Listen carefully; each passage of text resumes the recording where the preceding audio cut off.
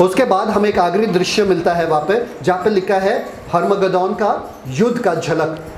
मतलब वो आखिरी युद्ध कैसा होने वाला है उसका एक झलक हमें मिलने वाला है यहाँ पर। और कौन से अध्याय में है? वही 14 अध्याय में, 14 अध्याय में, 14 से लेके 20, 14 से लेके 20। अभी वो झलक यहाँ पर हमें मिलने वाला है, दर्शन, कि वो आखिरी वाला युद्ध जो है 3.5 साल के आखिरी में जो युद्ध लड़ाया जाने वाला है वो कैसा होने वाला है। 2 दर्शनों के द्वारा मिलता है। एक जिसे हम कहते हैं अनाज की फसल, जिसे हम कहते हैं अनाज की फसल। पढ़ो ये 14 और 15। प्रकाशित वाक्य 14 का 14 और 15। और मैंने दृष्टि की और देखो एक उजला बादल है और उस बादल पर मनुष्य के पुत्र सरीखा कोई बैठा है, जिसके सिर पर सोने का मुकुट और हाथ में चोखा हंसुआ है। फिर एक और स्वर्गदूत ने मंदिर में से निकलकर उससे जो बादल पर बैठा था बड़े शब्द से पुकारकर कहा कि अपना हंसुआ लगाकर लौनी कर, क्योंकि लौने का समय आ पहुंचा है, इसलिए कि पृथ्वी की खेती पक चुकी है। समझ में आया कि नहीं आया? Yes. कोई बादल के ऊपर एक मनुष्य पुत्र का समान बैठा था, जिसके सर पे क्या था? एक सोने का मुकुट था। और वो हाथ में लिए, क्या लिया था उसने? हाथ में एक चोखा हंसुआ। समझ में आया? वो कौन है? यीशु मसीह। कौन है? यीशु मसीह। मनुष्य के पुत्र के समान कौन रहेगा? स्वर्गदूत रहेगा क्या? यीशु मसीह। ऐसा बोलो ना, यीशु मसीह मनुष्य का पुत्र का समान। और स्वर्गदूत कभी मुकुट नहीं पहनते। स्वर्गदूतों के लिए मुकुट नहीं है। आमेन, यस, हालेलुया। मुकुट सिर्फ हमारे लिए है। आमेन। तो ये वही बात है जो आखिरी के समय में मत्ती के सुसमाचार उसके 25 अध्याय 24-25 में लिखा है कि आखिरी के दिनों में मनुष्य का पुत्र जो है अपने स्वर्गदूतों को भेजेगा और लोगों के बीच में बकरियों को अलग करेगा, भेड़ों को अलग करेगा। ये वही होने वाला है। यहाँ पर वही झलक दिखाई दे रहा है। ये आखिरी जो है अनाज का। अनाज में क्या करते हैं? जब फसल करते हैं अनाज को एक जगह, अनाज को अलग और भूसे को अलग। भूसे को अलग। तो वैसे ही मनुष्य का पुत्र आने वाला है। ये आखिरी समय में अनाज को अलग, मतलब धर्मी जन को अलग, और भूसे को अलग कर देगा, मतलब अधर्मी लोग। ठीक है। उसके बाद एक और दिखाई दिया वहाँ पे, जो है अंगूर की फसल। सब लोग बोलो अंगूर की फसल। अंगूर की फसल में आपको पता है कि अंगूर में कुछ अलग नहीं करते हैं। अंगूर में कुछ अलग नहीं करते हैं। क्या करते हैं? अंगूर को रौंदते हैं पैरों के नीचे। तो अंत के समय में ये युद्ध में ऐसा होने वाला है कि यीशु मसीह सारे दुष्ट लोगों को रौंदने वाला है पैरों के नीचे। और इसका झलक वो कैसे दिखाते मालूम है? यहाँ पर अंगूर को कैसे रौंदते थे? पैरों के नीचे ऐसे, ताकि उसका रस बाहर निकलेगा। यीशु मसीह जब रौंदने वाले हैं, लहू निकलेगा बाहर लोगों का। और वो भी कौन सा लहू? देखो यहाँ पे, ये पढ़ो वर्ष 20 वचन। प्रकाशित वाक्य 14-20। और नगर के बाहर उस रस के कुंड में दाख रौंदे गए, और रस कुंड में इससे इतना लहू निकला कि घोड़ों के लगामों तक पहुंचा और 100 कोस तक बह गया। समझ में आया कि नहीं आया? मतलब वो युद्ध में इतना लोग यीशु के खिलाफ आने वाले हैं और उनको लगने वाला है कि हम यीशु को हरा सकते हैं। पर यीशु जब उनके ऊपर न्याय करेगा, सारे के सारे वहाँ पर इतने लाशें होंगी जितना तक घोड़ों के लगाम तक, उतना सारा लहू। सोचो कितने लोग रहेंगे वहाँ पे। बाद में बताता हूँ मैं क्या होने वाला है वो सब। पर कितना लहू होने वाला है, और वो भी कितने मील दूर? वहाँ पे तो लिखा 100 कोस मील, 100 कोस। मतलब 300 किलोमीटर तक। 300 किलोमीटर मतलब कितना? यहाँ से लेके सूरत तक। अभी सूरत, अहमदाबाद, सूरत, गुजरात तक, यहाँ से लेके गुजरात तक, उतना मील दूर। खून ही खून। कौन साफ करेगा? बीएमसी वाला। लाशें लाशें, एक के ऊपर एक, एक के ऊपर एक। जो लोगों को लगा कि मसीह विरोधी के साथ हम यीशु को हरा सकते हैं, ये उनके बारे में बात कर रहा है। ये वो दर्शन है। समझ में आया कि नहीं आया? अब 14 अध्याय में क्या सीखा हमने? सबसे पहले क्या? मेमने का दर्शन। मेमने का दर्शन, कि 1,44,000 लोग मेमने के पीछे चल रहे हैं, वहाँ पे मजे कर रहे हैं ऊपर। उसके बाद 3 स्वर्गदूत आते नीचे और प्रचार करते रहते हैं। किस प्रचार, क्या प्रचार करते रहते? परमेश्वर को डरो। दूसरा, बाबुल गिरने वाला है। तीसरा, हाय है उन पर जिन्होंने भी वो छाप लिया पशु का। और लास्ट में 2 दर्शन। कौन सा वाला दर्शन? एक दर्शन कौन है? अनाज का दर्शन, दूसरा अंगूर का। समझ में आया यहाँ तक? यस। फिर आते हैं 15 अध्याय तक, और 15 अध्याय में क्या? वापस से हम ऊपर स्वर्ग में जाते हैं, और स्वर्ग में हमें दिखते हैं क्या? वर्स 1 पढ़ो, 15 अध्याय क्या? प्रकाशित वाक्य 15 का 1। फिर मैंने स्वर्ग में एक और बड़ा और अद्भुत चिन्ह देखा, अर्थात 7 स्वर्गदूत जिनके पास 7 पिछली विपत्तियां थी, क्योंकि उनके हो जाने पर परमेश्वर के प्रकोप का अंत है। उनके हो जाने पर परमेश्वर का प्रकोप का अंत है, मतलब वो कटोरों में या कटोरे में परमेश्वर का प्रकोप भरा हुआ है। कितने स्वर्गदूत दिखाई दिए? 7। कितने स्वर्गदूत दिखाई दिए? सब लोग आंखें खोलो। 7 यहाँ पर दिख रहे हैं। Yes. पर अगर मैं आपसे कहूँ कि ये स्वर्गदूत नहीं है, तो आप मानोगे मेरी बात? नहीं। Come on. परमेश्वर अपने लोगों से बेहद प्यार करते हैं। परमेश्वर ने बोला पलटा लेने का जिम्मेदारी किसका है? मेरा है, तुम पलटा मत लो। पर परमेश्वर आखिरी के दिनों में पलटा अपने लोगों के द्वारा ही लेने वाला है।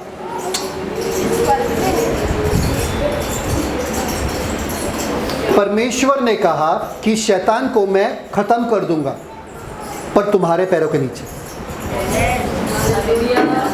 वो चाहते हैं कि आप उसमें भागीदार रहो, क्योंकि उन्होंने इतना सताया लोगों को, परमेश्वर के लोगों को, कि अब जब बारी आ रहा है उनको ऊपर विपत्तियां डालने का, तो परमेश्वर हमारा इस्तेमाल कर रहा है ताकि हम उनके ऊपर विपत्ति डालें, परमेश्वर का प्रकोप डाले हमारे द्वारा। कुछ लोगों को नहीं लग रहा है अच्छा है, बोले नहीं अनुग्रह डालो उनके ऊपर, नहीं अनुग्रह डालो, नहीं, वो सब अनुग्रह का समय खत्म हो चुका है।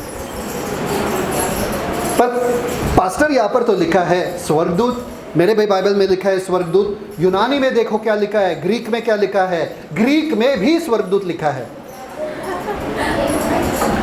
तो आप कैसे बोल रहे हो? अच्छा सवाल, थैंक यू पूछने के लिए। मैं आपको बताता हूँ, ये वाला वचन पढ़ो, 17 का 1 रीड। पढ़ो। प्रकाशित वाक्य 17 का 1। हाँ। और जिन 7 स्वर्गदूतों के पास वे 7 कटोरे थे, उनमें से एक ने आकर मुझसे यह कहा कि इधर आ, मैं तुझे उस बड़ी वेश्या का दंड दिखाऊं जो बहुत से पानियों पर बैठी है। समझ में आया कि नहीं आया? किसने बोला? उन 7 स्वर्गदूतों में से एक जिनके पास कटोरे थे, तो उसी के बारे में बात कर रहे हैं। Yes. सही बात है कि नहीं? अब वो पूरे 17 चैप्टर में यूहन्ना से बात कर रहा है, यही स्वर्गदूत। सही बात है कि नहीं? वो बात कर रहा है। 18 चैप्टर में भी वो ही बात कर रहा है, और 19 चैप्टर में भी अगर आप पढ़ोगे तो वो ही बात कर रहा है, यही बंदा जो ये स्वर्गदूत है। अभी तक सहमत हो आप मेरे साथ? अगर आप 17, 18 और 19 पढ़ोगे आपको पता चलेगा यूहन्ना से यही वाला बंदा बात कर रहा है। ठीक है, अब देखते हैं ये वाला वचन, पढ़ो 19:10। प्रकाशित वाक्य 19 का 10। ध्यान देना। और मैं उसको दंडवत करने के लिए उसके पांवों पर गिरा। और मैं उसी स्वर्गदूत को दंडवत करने के लिए उसके पांव पे गिरा। कौन सा? 7 स्वर्गदूतों में से एक। आगे उसने मुझसे कहा, देख ऐसा मत कर। यूहन्ना गिरा उसके सामने, ठीक है? तो वो स्वर्गदूत ने कहा, देख मेरे सामने ऐसा मत कर। आगे, मैं तेरा और तेरे भाइयों का संगी दास हूँ। मैं तेरे और तेरे भाइयों का संगी दास हूँ। मतलब मैं स्वर्गदूत नहीं हूँ, मैं तुम्हारे जैसे ही, मैं भी परमेश्वर का ही पुत्र हूँ, बेटा हूँ, दास हूँ। आगे, जो यीशु की गवाही देने पर स्थिर है, परमेश्वर ही को दंडवत कर, क्योंकि यीशु की गवाही भविष्यवाणी की आत्मा है। समझ में आया कि नहीं आया? वो ही 7 स्वर्गदूतों में से एक बात कर रहा था 17, 18, 19 में, और यूहन्ना उसके सामने गिरता है। वो बोलता है, भाई भाई मैं तुम्हारा भाई हूँ। कोई भी स्वर्गदूत आदमी को भाई कभी नहीं कह सकता, संगी दास कभी नहीं कह सकता है। तो कौन है ये 7 स्वर्गदूत? बताओ मुझे। हम लोग। क्योंकि परमेश्वर का प्रकोप डालने का जिम्मेदारी वो अपने बेटों को दे रहा है।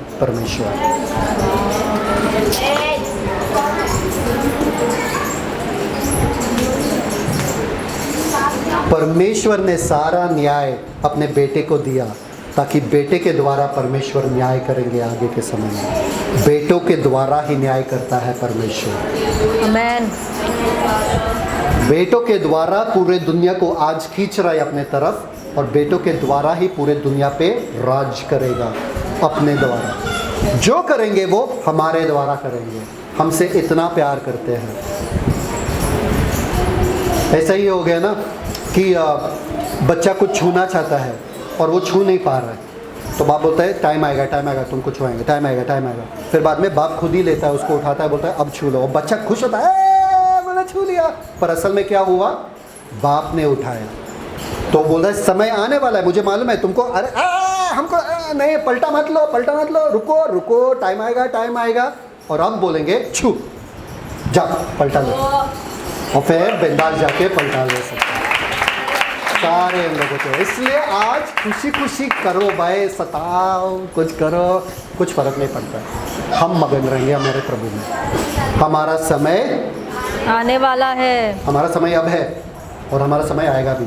आमेन, आमेन। समझ में है ना सबको?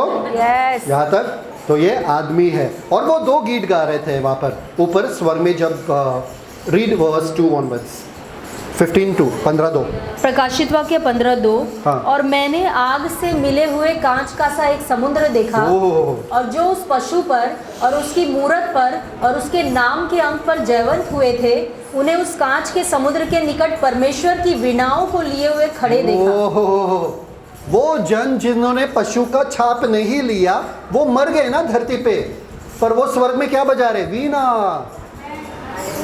इसलिए आज ही गिटार सीखो, वीणा सीखो आज ही भाई। स्वर्ग में वीणा बजाना है, आ जाएगा। तो यहाँ पर भी आना चाहिए, जैसा स्वर्ग में वैसे धरती पर। कोई बहाना नहीं।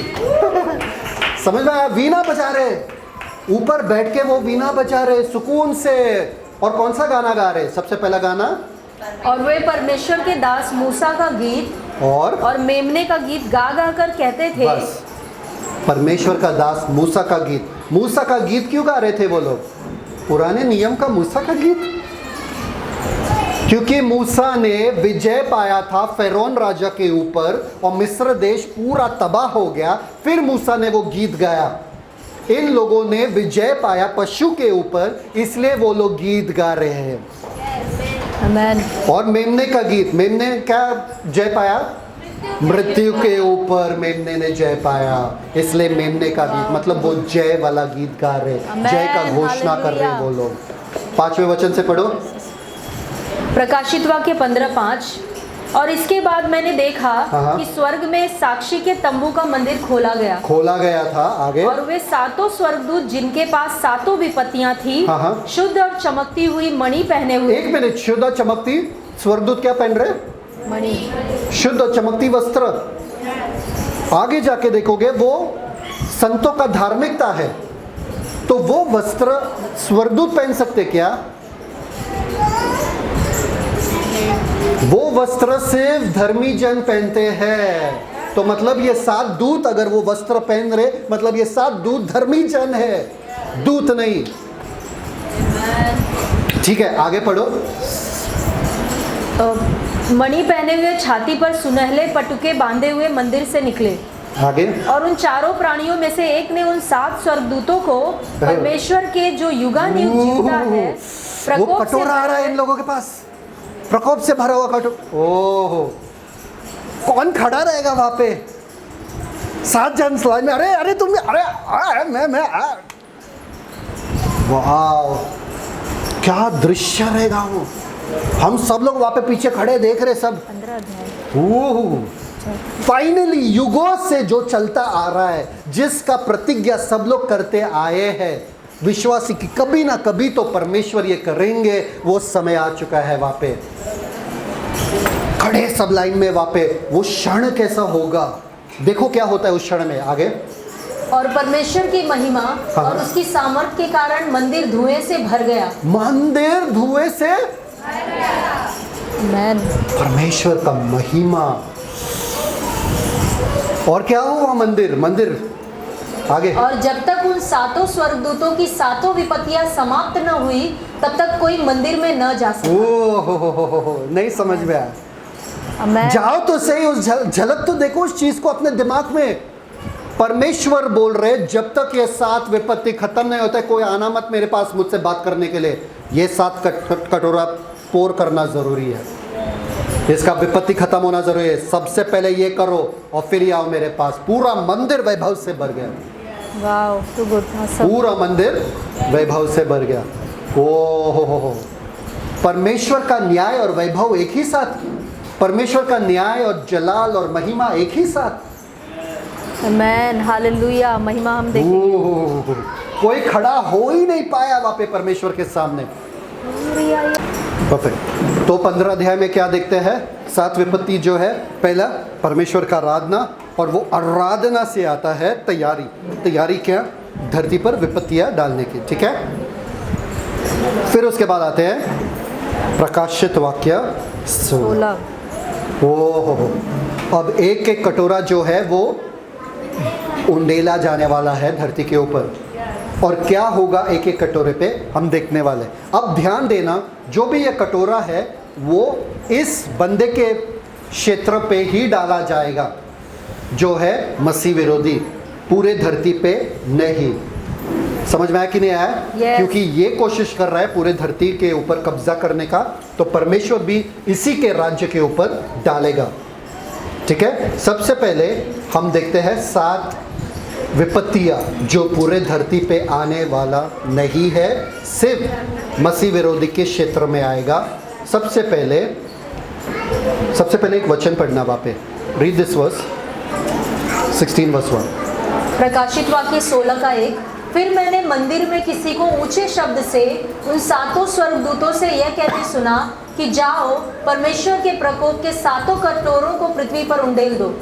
जाओ, पृथ्वी पर उंडेल दो। और पहला गया, और क्या हुआ? सारे वहां के लोग जो वहां पर रहते हैं उन पे क्या हुआ? पहला कटोरा है भयानक फोड़े, भयानक फोड़े। Read verse 2। सो पहले ने जाकर अपना कटोरा पृथ्वी पर उंडेल दिया, और उन मनुष्यों के जिन पर पशु की छाप थी और जो उसकी मूरत की पूजा करते थे, एक प्रकार का बुरा और दुखदाई फोड़ा निकला। किसके ऊपर निकला? जो पशु का छाप लगाए थे और जो उसके पूजा कर रहे हैं। कितने जनों को अच्छा लगता है जब फोड़ा आता है? अच्छा लगता है ना, बैठ सकते, ना उठ सकते, ना चल सकते। गलत जगह पे आता है तो कुछ भी कर नहीं सकते। समझ में आया कि नहीं आया? तो ये लोगों का पूरा शरीर जो है फोड़े फोड़े हो जाएगा हर जगह। तो बैठ पाएंगे, खड़े हो पाएंगे, सो पाएंगे, आराम और चैन बिल्कुल भी नहीं। और ये फोड़े कैसे है मालूम है कि आपको? वो वाला नहीं जो पिंपल विंपल आते चेहरे पे, ऐसा प्यारा सा और फिर चला जाता है, वो वाला नहीं। कैसा मालूम है क्या? जिससे पानी निकलता है बाहर, पस वाला, जिससे पानी और लहू निकलता है बाहर, वो वाले फोड़े बड़े बड़े। और अचानक में वो लोग आराधना कर रहे हैं, पशु की आराधना कर रहे हैं, सब लोग ये क्या हो रहा है? अचानक से उनके शरीर पे आना शुरू हो जाएगा, हर एक के शरीर पे। माँ, भाई, बहन, बेटे, बेटियां, सबके शरीर पे। अरे मैं बच्चे को संभालूं कि मैं अपने आप को संभालूं कि मैं पति को संभालूं कि मैं इसको सबके ऊपर फोड़े आ रहे हैं। भयानक, अचानक, जैसे कि वो कोरोना वायरस था वैसे वायरस के जैसा फैल रहा है सबके शरीर पे। कौन किसको संभालेगा, कौन किसको बचाएगा? कोई चल भी नहीं पाएगा क्योंकि पैर के नीचे फोड़े हैं। कोई बैठ नहीं पाएगा, कोई सो नहीं पाएगा। ओह हो, यीशु को अपनाओ जब समय है। ऐसा भयानक दिन किसी के ऊपर ना आए, ऐसा हम प्रार्थना करते कि सब यीशु को अपनाए, पर फिर भी लोग यीशु को नहीं अपनाए। उसके बाद क्या लगता है आपको? थोड़ा तो सुकून मिलेगा, थोड़ा तो शांति मिलेगा। दूसरा स्वर्गदूत आया और उसने क्या किया? पूरे समुद्र को लहू बना। अभी आप बोलोगे अरे वो तुरही में भी समुद्र लहू बन गया था ना, पर कितना समुद्र लहू बन गया था? कौन से तुरही में? तीसरे में? दूसरे में। और दूसरे कटोरे में पूरा समुद्र लहू बन जाता है।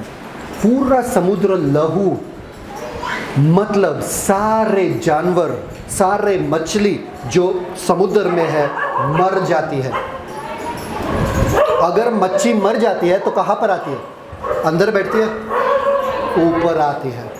अगर मच्छी ऊपर आ रही है, सारे मच्छी ऊपर आ रही है, पूरा समुद्र मच्छी से भरा हुआ है, बड़े मच्छी, शार्क, वेल, सारे मच्छी, कितना बास आएगा, कितना बदबू आएगा। अभी घर चाहिए समुद्र के बाजू में वहाँ पे? नहीं। अरे मालूम है, मैं इन लोगों के बारे में जो हमारे वीडियो देखेंगे हमारे रैप्चर के बाद उनसे बात कर रहा हूँ। समझ में आ रहा कि नहीं आ रहा?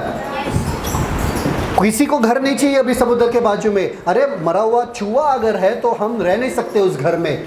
मरा हुआ मच्छी मतलब क्या? पूरा समुद्र। अब सोचोगे अरे ठीक है समुद्र गंदा हुआ तो ठीक है ना, नदी तो है, तो ठीक है वो नदी का भी हम इंतजाम कर लेते हैं। तीसरा स्वर्गदूत आया, तीसरा कटोरा डाल दिया और क्या हुआ? Read 4 to 7। प्रकाशित वाक्य 16 अध्याय 4 से लेकर 7। हाँ। और तीसरे ने अपना कटोरा नदियों और पानी के स्रोतों पर उंडेल दिया, पानियों के स्रोतों पर उंडेल दिया। आगे? और वे लहू बन गए। वो लहू बन गया। आपको लगता है शायद से सिर्फ लाल कलर बन गया ना तो चलेगा? कभी वो भूत वाले मूवीज में देखा कि पानी लहू बन रहा है और वो लोग हाथ धो रहे फिर लहू निकलता है, चिल्लाते हैं? वो वाला लाल लहू नहीं, मांस के साथ लहू। मतलब अगर आप खोलोगे तो भी मांस वाला लहू आएगा जिसमें थोड़े थोड़े ये सब मांस भी रहेगा, और वो भी पानी के सोते पे। अरे हमारे घर में तो आरओ है, हम तो फिल्टर करके पिएंगे। फिल्टर करके भी नहीं हो सकता है। हमारे घर तो बीएमसी का पानी आता है, वो पी लेंगे। पूरा लहू, सड़ा हुआ लहू। आपको पता है ये सारे लोग कहाँ से पानी लाते हैं? कौन सा पानी लाते हैं? नदी से लाते हैं। Yes. कहाँ से लाते हैं?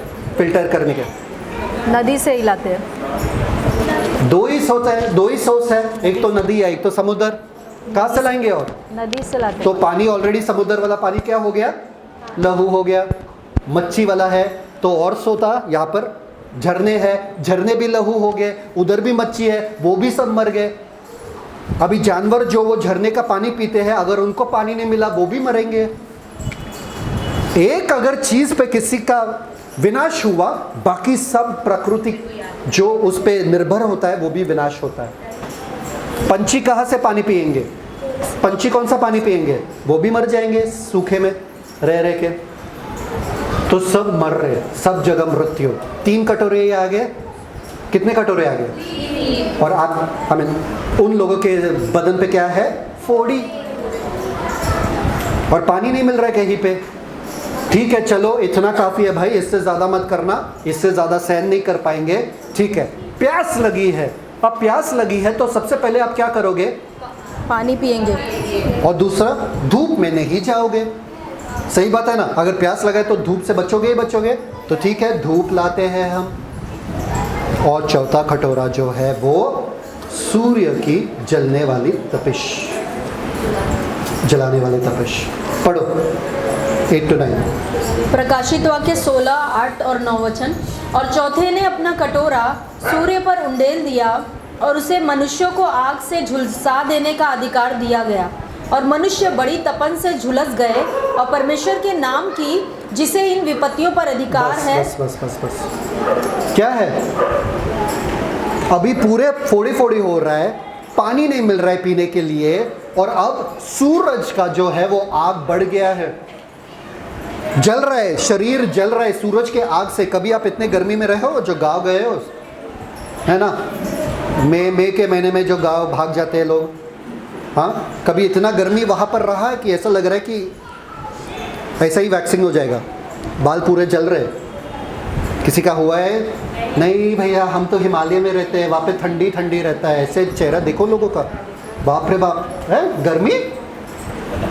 नहीं सुनीता सिस्टर, नहीं हमारे इधर गर्मी नहीं होता है, हम तो एसी में रहते हैं। इतना गर्मी की चटका लगे। अरे आपका जो चर्बी है, ये जो स्किन है, चमड़ी जो है, वो इतना गर्मी सहन नहीं कर पाता है। उसके ऊपर फोड़े हैं जो लहू से भर रहे हुए हैं, पानी बाहर निकल रहा है, उसके ऊपर गर्मी, उसके ऊपर प्यास, कोई पानी नहीं दे रहा है। और अचानक से पांचवा आता है। इतने गर्मी के बाद, इतना धूप के बाद आप सहन नहीं कर पाओगे। इतने चीज के बाद क्या होता है, पांचवा आ जाता है और सडनली वहां पर क्या करते हैं, अंधकार होता है। क्या होता है, सारा लाइट ऑफ, खत्म। इतने रोशनी के बाद, इतना जलने के बाद अब कहां भागोगे, अंधकार में। ये अंधकार वो है जो आप महसूस कर सकते हो। अंधकार को कभी महसूस किया क्या? नहीं? अरे बाप रे बाप। एक होता है अंधकार जो लाइट ऑफ करके हम भागते हैं करके, वो वाला अंधकार। दूसरा अंधकार होता है, मुझे लग रहा है कोई मेरे पीछे, डर लगता है, अरे क्या, ऐसे रोंगटे खड़े हो जाते हैं। कभी महसूस किया वो? नहीं, मुझे लगता है कोई तो है यहाँ पे, ऐसा लग रहा है, ऐसा लग रहा है। और फिर हम ब्लैंकेट के नीचे छुपते हैं, भागते हैं। वो अंधकार जो आप महसूस कर सकते हो कि कुछ तो, और मैं देख नहीं पा रहा हूँ, वो अंधकार है ये। हर किसी के ऊपर ये अंधकार आएगा। बच्चे क्या करेंगे वहाँ पे? तभी छोटे बच्चे क्या करेंगे अंधकार में? माँ अपने बच्चे को संभाल नहीं पाएगी, देख नहीं पाएगी अपने बच्चे को। पति गई और गाड़ी चला रहे लोग, गाड़ी का अंधकार, लाइट चला जाएगा, सब चला जाएगा, कोई लाइट नहीं, कोई कुछ नहीं। दर्द में हो, पीड़ा में हो, आखिरी चीज आपको चाहिए कि लाइट चला जाए और आपको कुछ दिखे ना। एटलीस्ट वो तो एक सांत्वना था कि मुझे दिख तो रहा है कि मैं कुछ कर सकता हूँ, अगर दिखे ना तो मैं क्या करूँ? मैं अपने बच्चे को नहीं देख सकता हूँ, बच्चा किधर और जा रहा है, भाग रहा है, सब जगह हल्ला मचा हुआ है। ऐसे ये परमेश्वर का प्रकोप है। उत्पत्ति पढ़ते हो तो परमेश्वर ने सुंदर धरती दिया आदमी के लिए। अब प्रकाशित वाक्य पढ़ रहे हो, परमेश्वर वो धरती वापस ले रहा है, वापस ले रहा है, क्योंकि हमने वो कदर ही नहीं किया, कदर ही नहीं किया। धन्यवाद बोलो यीशु मसीह में।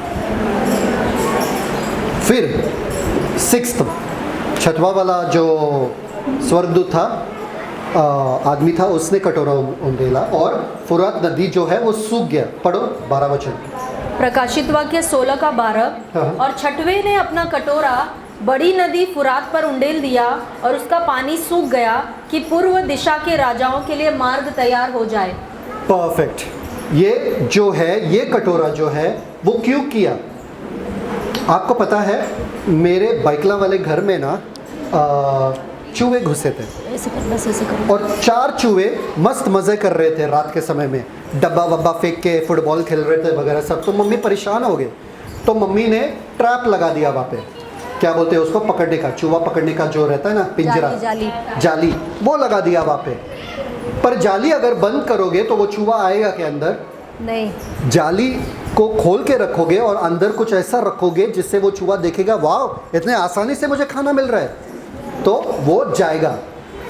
यहाँ पर परमेश्वर का प्रकोप देखो। आप सोचोगे इसमें प्रकोप क्या है? अगर नदी सूख रहा है तो प्रकोप उसमें क्या है?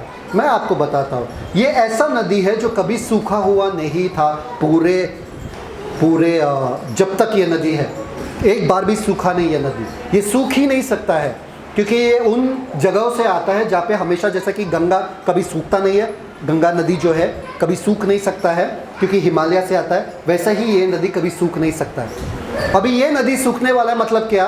ताकि सारे राष्ट्र के जो सेना है वो यहाँ पर आए, अर्मगेदोन, वो युद्ध के तरफ, जहाँ पे युद्ध लड़ाई जाने वाला है, वो आखिरी वाला युद्ध।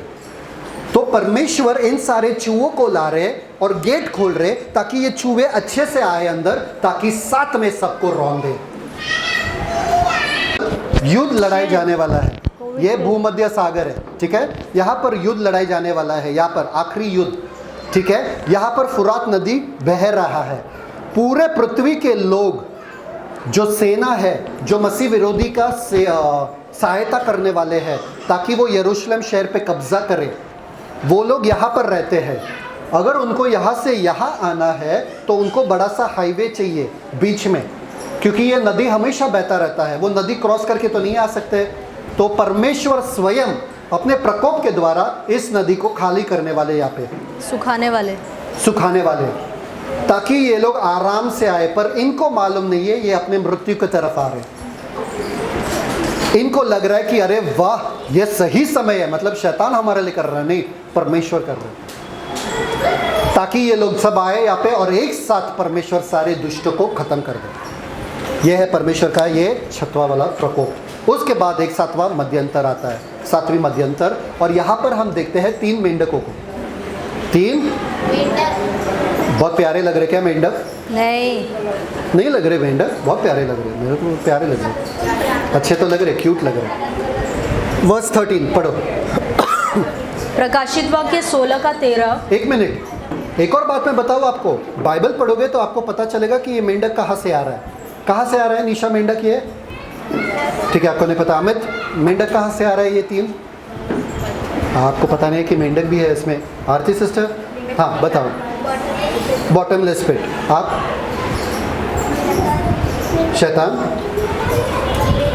शैतान भेज रहा है। यू? अजगर के और झूठे भविष्यवक्ता के। अजगर और झूठे भविष्यवक्ता, ये 2 मेंढक है। और तीसरा मेंढक कौन है? ना उसके मुंह से आ रहा है मेंढक। झूठे भविष्यवक्ता के मुंह से 3 मेंढक आ रहे हैं। पढ़ो 13। और अजगर के भी। प्रकाशित वाक्य 16-13।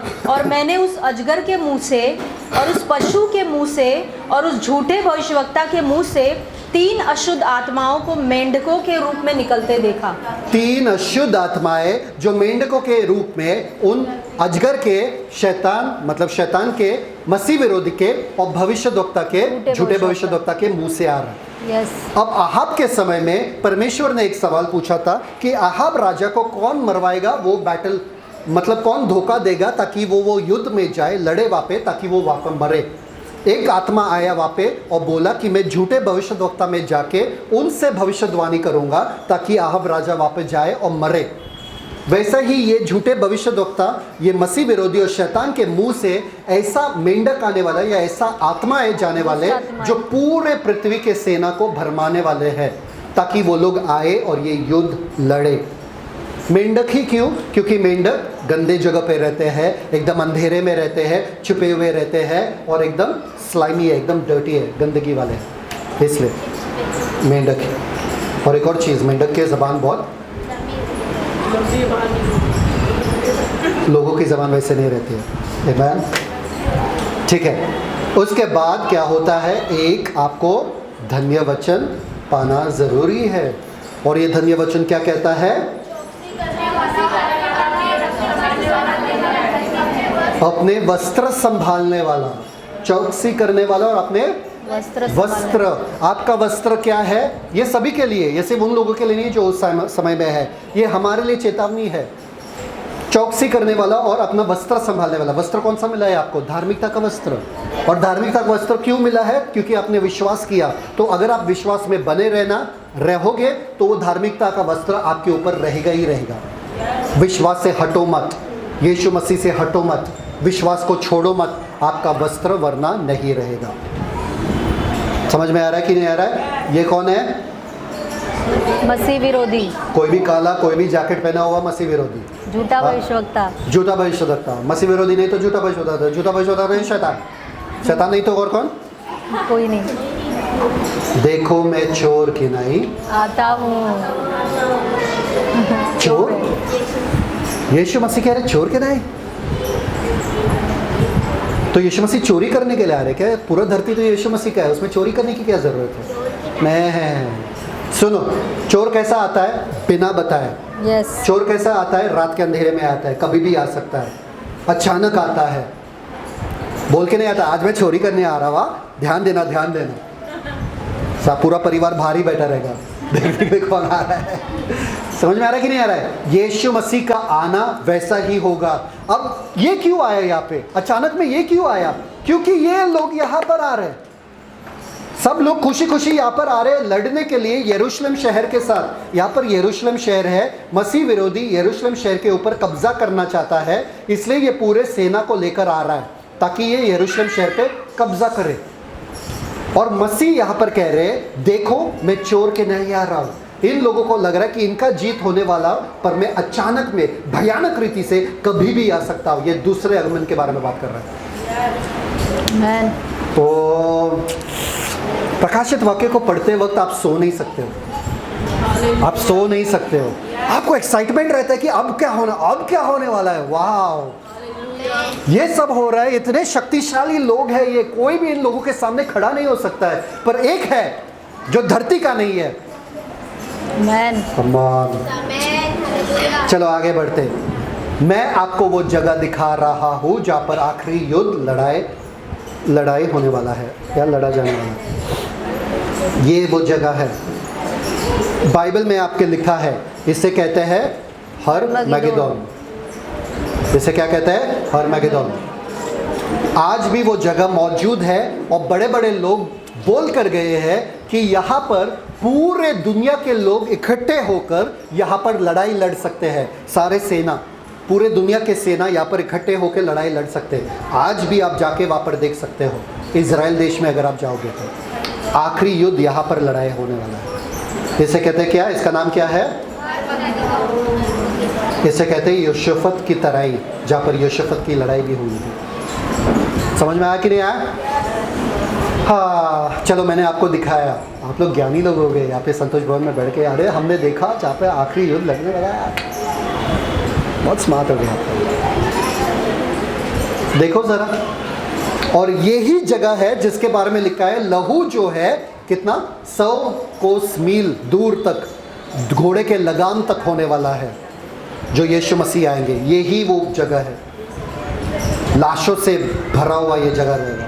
इतना खूबसूरत लग रहा है ना ये परमेश्वर, ये जगह छोड़ दो ना, बहुत खूबसूरत लग रहा है। ऐसा करता है, मन करता है वहाँ पे जाके बैठूँ अकेले में, बिना बच्चों का, बिना पति का। 100 कोस। और क्या हुआ उसके बाद? Next, read the next verse 17। प्रकाशित वाक्य 16 का 17। हाँ, अभी भयानक वाला आया, देखो सुनो ध्यान से, भयानक वाला। और सातवें ने अपना कटोरा हवा पर उंडेल दिया हाँ। और मंदिर के सिंहासन से यह बड़ा शब्द हुआ कि हो चुका। हो चुका? क्या हो चुका? पिछले बार हो चुका कब सुना आपने? क्रूस के ऊपर। मैन क्रूस के ऊपर, क्रूस के ऊपर क्या हो चुका? सुनो ध्यान से, सुनो ध्यान से। नींद को 2 मिनट के लिए भगा दो, सिर्फ 2 मिनट के लिए भगा दो, फिर सो जाओ। क्रूस के ऊपर क्या हो चुका था? यीशु मसीह ने स्वयं परमेश्वर के उस प्रकोप का कटोरे से पी लिया था हमारे लिए। आमेन, हालेलुया। अब दूसरे बार जब दुनिया को पीना पड़ेगा तब हो चुका। आप तो इस हो चुके में हो सकते हो या उस हो चुके में हो सकते हो, कौन से में होना है वो आपके ऊपर है। जो यीशु के नीचे आते, यीशु ने वो कटोरे से पी लिया। आमेन। जो यीशु के नीचे नहीं आता है उनको उस कटोरे से पीना पड़ेगा, परमेश्वर के प्रकोप का कटोरा। हो चुका, बस हो चुका। और क्या हुआ उसी समय में जब वो आवाज आया वहां पे, हो चुका, तो उसके बाद क्या हुआ? देयर वाज अ, फिर बिजलियां और शब्द और गर्जन हुए और एक ऐसा बड़ा भूडोल हुआ। ऐसा, ओह, ऐसा बड़ा भूडोल। आपको पता है भूडोल जो है वो किसी को नहीं देखता है, तहस नहस कर देता है शहरों को। कोई भी शहर हो, कोई भी कुछ हो, पानी में अगर भूडोल आया तो पानी का लहर ऐसा उठता है, बड़े बड़े बिल्डिंग ऐसा छोटे दिखते हैं पानी के लहरों के बीच सामने। जब सुनामी हुआ था तभी ऐसा ही हुआ था। अर्थक्वेक होता है, भूडोल होता है कहाँ पर? पानी के बीचों बीच, तब पूरा पानी का लहर धरती पे आता है। बड़ा सा भूडोल हुआ और कि जब से मनुष्य की उत्पत्ति पृथ्वी पर हुई तब से ऐसा बड़ा भूडोल कभी न हुआ था। तब से अब तक कभी भी नहीं हुआ ऐसा भूकंप, ऐसा भयानक भूकंप। हे परमेश्वर, कैसा वाला भूकंप? मैं आपको बताता हूँ, वहां पर लिखा है, पढ़ो आगे। और उस बड़े नगर के 3 टुकड़े हो गए। बड़े नगर मतलब कौन? बाबिल के बारे में, बाबिलोन के बारे में। आगे, और जाति जाति के नगर गिर पड़े। जाति जाति के नगर गिर पड़े, सबके घर गिर रहे। वो भागेगा किधर? भागेंगे लोग किधर बचने के लिए? आगे नेक्स्ट। और बड़ा बाबुल का स्मरण परमेश्वर के यहाँ हुआ कि वह अपने क्रोध की जलजलाहट की मदिरा उसे पिलाए। अभी सुनो सुनो आगे। और हर एक टापू अपनी जगह से टल गया टापू, अभी जो टापू है वो खत्म हो गया, गायब हो गया। इस भूडोल के वजह से वो टापू गायब हो गया। आज लोग करोड़ों अरबों रुपए दे रहे टापू खरीदने के लिए ताकि वो लोग अपना महल वहां पे बना सके। सारे टापू गायब, इतना पानी का आगे। और पहाड़ों का पता न लगा। पहाड़ों का, हिमालय अगर गिर गया क्या करोगे? क्या होगा पता है आपको? पानी पानी हो जाएगा पूरा। पानी ही पानी होगा पूरा। बाढ़ क्या, आपको पता है ना उस समय में बाढ़ आया था पूरा, देखा है वो दृश्य? पहाड़ों से बाढ़ आया था पूरा, और पूरा गांव सब तहस में सो गए। भागोगे कहाँ पर? पहाड़ खत्म। आगे नेक्स्ट। और आकाश से मनुष्यों पर मन मन भर के बड़े ओले गिरे। कैसे बड़े ओले? ओले के बारे में मालूम है आपको क्या है? बर्फ, बर्फ के टुकड़े जो है आकाश से गिरते बारिश के जैसे। आगे उसका वजन भी है। और इसलिए कि अब विपत्ति बहुत ही भारी थी, विपत्ति बहुत भारी थी। लोगों ने ओलों की विपत्ति के कारण परमेश्वर की निंदा की। लोगों ने निंदा की। 35 किलोग्राम लिखा है ना, तो वहाँ पर क्यों नहीं लिखा है? यहाँ पे लिखा टापू 100 पाउंड के बड़े ओले, यहाँ पे नहीं लिखा, यहाँ पे मन मन भर लिखा है। A weight of a talent, every stone was about a weight of a talent. यानी 35 फिर भी लोगों ने पश्चाताप। पिता धन्यवाद। इतना हट्टी आपका मन कैसा रह सकता है? इतना परमेश्वर का क्रोध देख के, अनुग्रह देख के आप बदले नहीं, क्रोध देख के बदले नहीं, तो क्या देखकर बदलोगे?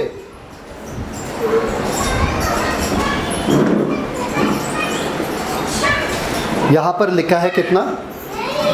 लगभग 45 किलोग्राम किलो। 50-50 किलो का बर्फ के ओले जो है वो गिर रहे धरती पे। भागोगे कहां पर? घर पे भागोगे? अभी तो भूकंप में घर भी गिर गया। बाहर रहोगे, ओले गिर रहे। समुद्र के पास भागो, समुद्र पूरा इधर आ रहा है। पहाड़ के पास भागोगे, पहाड़ पूरा गिर रहा है। भागोगे तो भागोगे कहाँ? फिर भी हट्टी मनुष्य जो है वो फिर भी परमेश्वर को नहीं अपना रहा है। ये एक अच्छा कहानी नहीं है, यह सोने वाला, ये सत्य है, ये सत्य है। अगर जो पुराने नियम में यीशु के बारे में बताया वो पूरा हुआ, तो नए नियम में जो आने वाले समय के बारे में बता रहे वो भी पूरा होगा। वो भी पूरा होगा। तो ये मत सोचो कि ठीक है चलो जाने दो, अपना जब तक अपना चूल्हा जल रहा है चलेगा, चले छोड़। परमेश्वर को अपनाना है, अपना जीवन सीधा करना है, अभी समय है। Thank you father. क्या है 16 अध्याय में? 16 अध्याय में पहला कटोरा, दूसरा, तीसरा, चौथा। ये तो इजी है ना? 16 अध्याय में हमको पता है कि कटोरे कहाँ पर है। पहला कटोरा कहाँ था? क्या था? सब लोग बोलो। ध्यान में है ना? दिमाग में बढ़ रहा है ना वो?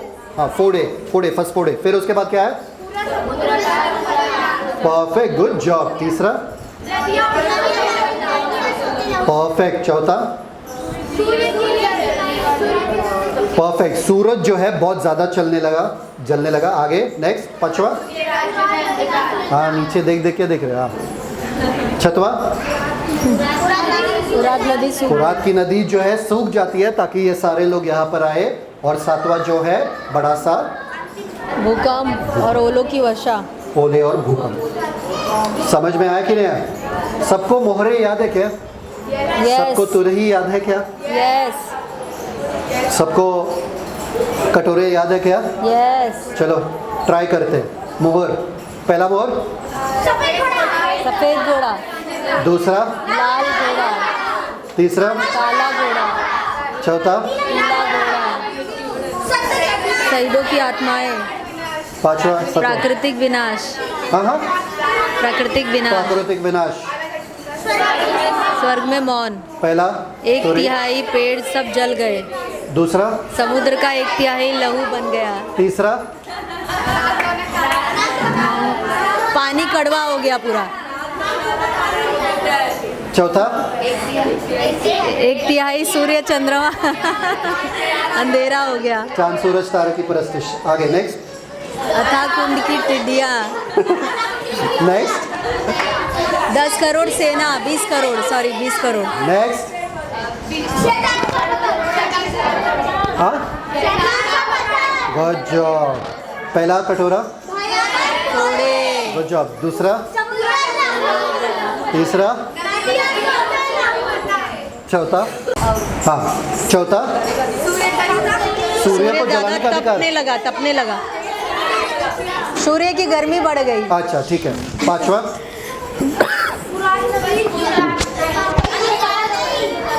सूरज के बाद इतना रोशनी के बाद क्या होगा? छठवा, सातवां, परफेक्ट। ताली बजाओ अपने लोग। सब आ गया। तो समझ में आया? बहुत सिंपल है। यस प्रकाशित वाक्य सिंपल है। यस। अगर आप लोग वापस पढ़ोगे तो आपके दिमाग में ऐसा बैठ जाएगा ना कि जिंदगी भर आप बोलोगे नहीं, और आप बाहर जाओगे ना, आप बोलोगे अरे हमको आता है प्रकाशित वाक्य। Thank you father. छोटे बच्चों को आता है। सोचो, ये देखो सब लोग, 7 मोहर। अभी लिख नहीं सकते ना, उतना टाइम नहीं मिलता। ठीक है, सब लोग देखो, ये 7 मोहर और कितना? 6 तुरही पहले 3.5 साल में। ठीक है, यहाँ पर देखो सब लोग, मेरा फोटो मत निकालो। ओके ओके, ठीक है ठीक है। ओके, बीच में क्या आता है? 7वां तुरही, और आखिरी में क्या आता है? सिंपल। आखिरी के 3.5 साल, 7 साल। Simple simple. Thank God. अभी भारी वाला चीज़ जो है अब आ रहा है सब, तो इसलिए मैं आप लोगों को सिंपल सिंपल दे रहा हूँ। पहला सब लोग हंस रहे, बोले भारी आ रहा है, तो अब ये क्या था फिर? अभी तो हैवी वाला सब अब भी आ रहा है। Thank you father. Ready? Let's go let's go let's go let's go let's go. ठीक है, 2 ही शक्ति है पूरे दुनिया पे जो राज्य करता है। एक के पीछे दूसरा है, दूसरे को चलाने के लिए एक का जरूरत है। और वो 2 शक्ति क्या है? एक है धर्म का शक्ति और दूसरा राजनीति शक्ति। धर्म का शक्ति और राजनीति शक्ति, इन दोनों के द्वारा शैतान पूरे धरती पे राज करने की कोशिश करता है। सब लोग ध्यान दे रहे? Yes. Religion, power and political politics, राजनीतिक शक्ति। इतना हिंदी बोल दिया कि इंग्लिश मेरा चला गया। ठीक है, 2 ही शक्ति। कौन सा 2 शक्ति? धर्म का और राजनीतिक। ठीक है, धर्म की शक्ति और राजनीति। समझ में आया कि नहीं आया? अगर राजनीति चलाना है तो धर्म को भी डालना पड़ेगा बीच में। राइट्स करवाना है, दंगे फसाद करना है, धर्म के मामले में लोगों से वोट लेना है, ये दोनों साथ साथ में चलते हैं। तो सवाल ये उठता है कि अंत या आखिरी के दिनों में, पॉज 1 मिनट, मुझे लगा किसी ने ब्रेक दे दिया। परफेक्ट, ठीक है। तो 2 ही शक्ति है, एक राजनीतिक शक्ति है, एक धार्मिक शक्ति है। ये 2 शक्तियों के बीच में ये पूरा दुनिया चला रही है। 2 ही जन, एक तो गवर्नमेंट और एक तो धार्मिक संस्थाएं जो है। समझ में आया कि नहीं आया? पूरा दुनिया उसमें विभाजित है। ठीक है, और झगड़ा भी, लड़ाई भी इसी 2 मुद्दे पे होता है। मैं कौन से पार्टी का हूँ, मैं कौन से धर्म का हूँ, मैं कौन से पार्टी का हूँ, मैं कौन से धर्म का हूँ। तो अंत के दिनों में कौन सा धर्म होने वाला है और कौन सा राजनीति होने वाला है, क्या राजनीति होने वाला है, ये जानना ज़रूरी है। इसलिए सबसे पहले देखते हैं कि धार्मिक शक्ति है और दूसरा है राजनीतिक शक्ति। धार्मिक शक्ति और राजनीतिक शक्ति, देखें, धार्मिक शक्ति और राजनीतिक शक्ति। Thank you father. मज़ा आने वाला, मज़ा आने वाला। Thank you Jesus. रेडी? ये दोनों शक्तियों का माता कौन है? ये 2 बच्चे जो पूरे दुनिया पे राज कर रहे हैं, धार्मिक शक्ति और राजनीतिक शक्ति, इन दोनों के माता कौन है? बेबीलोन। वो हम सीखेंगे 17 अध्याय में, जिसे हम कहते हैं यहाँ से शुरू हुआ सब। आपके बाइबल का शुरू हुआ सब। राजनीति भी वहीं से शुरू हुआ और धर्म भी वहीं से शुरू होता। सॉरी 6 अध्याय नहीं 11 अध्याय, थैंक यू, 11 अध्याय, उत्पत्ति 11 अध्याय, ठीक है। सब लोग हैं? आप लोग सब देख सकते हो यहाँ पे क्या चल रहा है, यहाँ पे क्या चल रहा था तभी। यस, सारे लोग मिलकर साथ में आना चाहते थे और एक ऐसा चीज बनाना चाहते थे जिससे परमेश्वर वापस से उनको बाढ़ के द्वारा वापस से उनका नाश नहीं कर सके। तो वो लोग ऐसा बड़ा सा गुम्बद बनाना चाहते थे जिससे वो चढ़कर वहां पर बैठ सकते थे और स्वर्ग तक पहुंच सकते थे। और इन सब के पीछे एक ही बंदे का दिमाग था जिसे हम कहते हैं निम्रोद। वो बड़ा था, बहुत ही वैभवशाली था, कोई उसके बातों को नकार नहीं सकता था। तो वो वहां पर बैठ के उसने वो प्लान बनाया और सारे लोगों के बीच में उन्होंने ये आइडिया शुरू किया। परंतु ये निम्रोद का भी आइडिया नहीं था, ये किसी और का इन्फ्लुएंस था या प्रभाव था ये बंदे के ऊपर। ये बहुत ही दुष्ट आदमी है, बहुत ही दुष्ट। किसी और का इन्फ्लुएंस था जो है उसकी माता, जिसका नाम है सेमीरामिस। मैं लिखता हूँ बाबा, कौन सा रामिस? समीरामिस बोलेंगे। मैं बता रहा हूँ आपको, सारा धर्म सारा सब कुछ कहाँ से शुरू हुआ था? सेमीरामिस, दिख रहा है ना ये बराबर, ठीक है, ठीक है, सेमीरामिस। अब ये औरत जो है, इन्होंने निम्रोद को पैदा किया। किसको? ये आदमी को पैदा किया, निम्रोद। पर हैरानी की बात है, ये औरत इसकी माँ भी थी और बीवी भी। यस,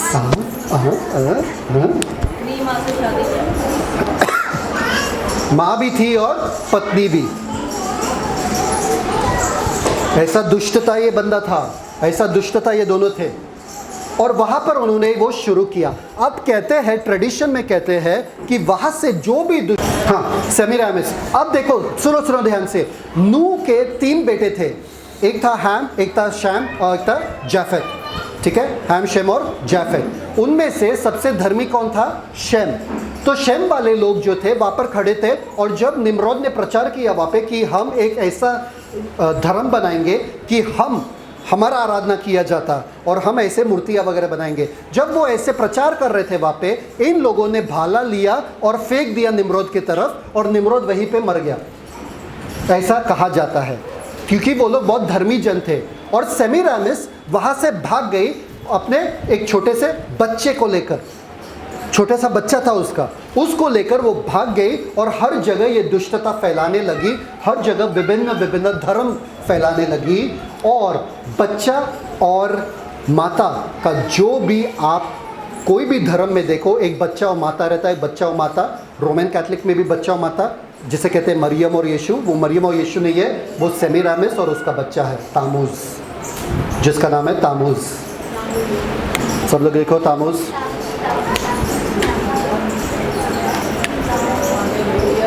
ये एजिकल में भी लिखा है,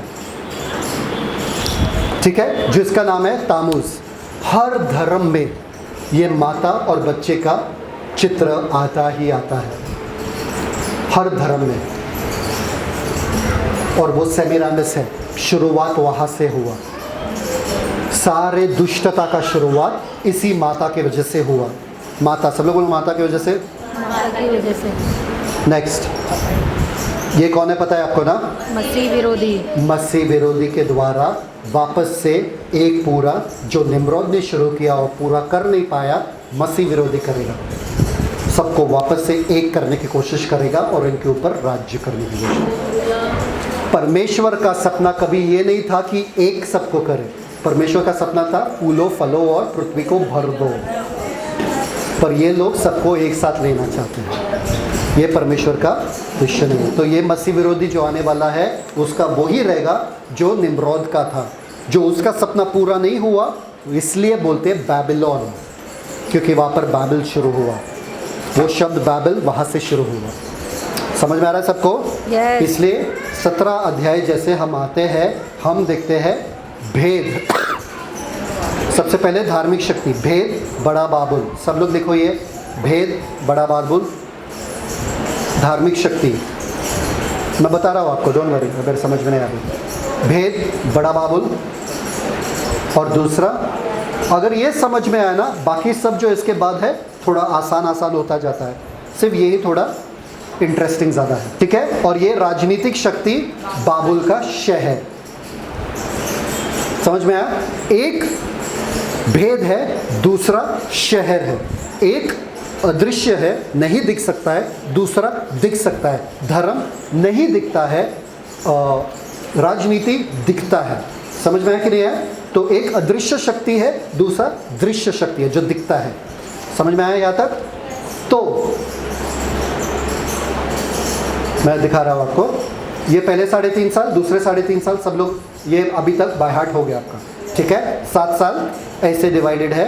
इसमें 17 अध्याय में धर्म के बारे में सीखेंगे और 18 अध्याय में शहर के बारे में, बाबुल धर्म के बारे में और बाबुल शहर के बारे में। अभी क्यों बाबुल, क्यों सीखना ज़रूरी है? मैं बता रहा हूँ। याद है आपको वो स्वर्गदूत उड़ रहा था, बोल रहा बाबुल शहर गिर गया। उसी शहर को देखने वाले 18 अध्याय में, जहाँ पर ये मसीह विरोधी जो है उसको अपना हेडक्वार्टर बनाता है, वहाँ से वो पूरे दुनिया पे राज करने की कोशिश करता है वो शहर से। अब शिवानी सिस्टर ने एक बहुत अच्छा सवाल पूछा था, मसीह विरोधी अब तुम ला रहे हो मध्य सप्ताह में तुम मसीह विरोधी को ला रहे हो। बोले कि मसीह विरोधी 13 चैप्टर में आ गया, तो 6 चैप्टर के पहले वचन में कौन आ गया था? घोड़े पे। यस, सफ़ेद घोड़े। तभी भी आया था ना मसीह विरोधी सफ़ेद घोड़े पे। सफ़ेद घोड़े पे कौन आया? सफ़ेद घोड़े पे कौन आया? मुंह क्यों बना रहे हो? अरे बाप रे बाप, यीशु कौन चिल्ला रहा है? आरती सिस्टर। एक और दिन करना पड़ेगा ये। सफ़ेद घोड़े पे कौन आया पहले मोहर खोलने पे? मसीह विरोधी। शांति लाके मसीह विरोधी ना।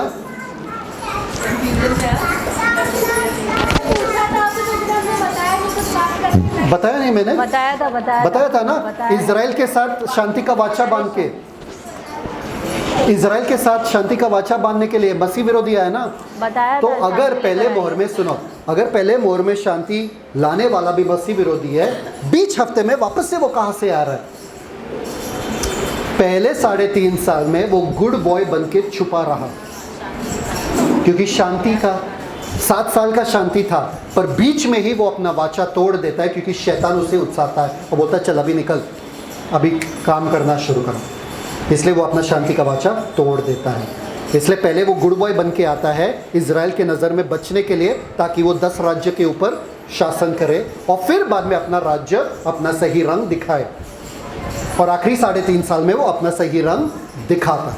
समझ में आया कि नहीं है? यस। सफ़ेद घोड़े पे कौन आ रहा है? वो मसीह विरोधी। पहले मोड़ पे। ओके, ठीक है, चलो ठीक है, समझ में आया।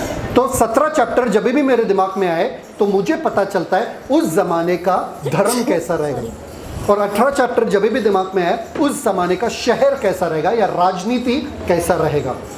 समझ में आया?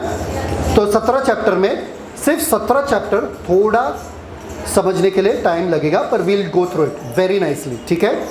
8वां मध्यंतर मतलब 8वां ब्रेक यूहन्ना को मिलता है, जो आप लोगों को मिलेगा। वो लोग आए, चलेगा, यहाँ तक रुक जाते हैं।